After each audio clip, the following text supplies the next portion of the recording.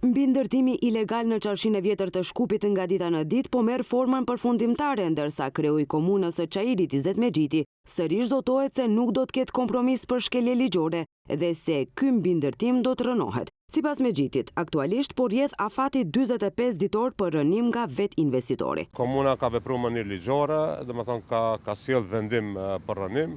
Është afati ligjor, domethënë 45 ditë që vetë ndërtuesi apo investitori ta rënon, në rast se nuk e ndërton, do ballafaqohet edhe me ligjin edhe me rënim të asaj pjese.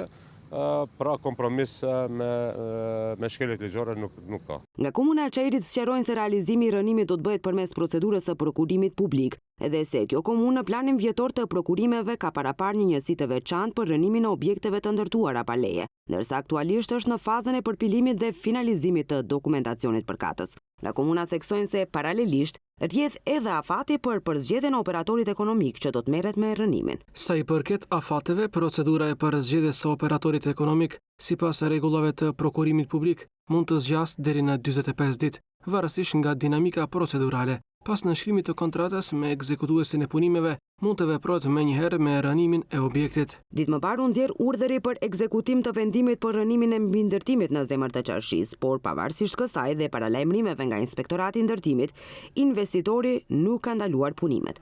Objekti që së fundmi u pajis edhe me 2 erdhë dritare, sipas regjistrit të kadastrës, rezulton në parcelën pronësore me numër 8982 në njësinë kadastrale të komunës Qendër. Objekti në fjalë ku është ngritur mbindërtimi ka 4 kate dhe aty banojnë disa familje.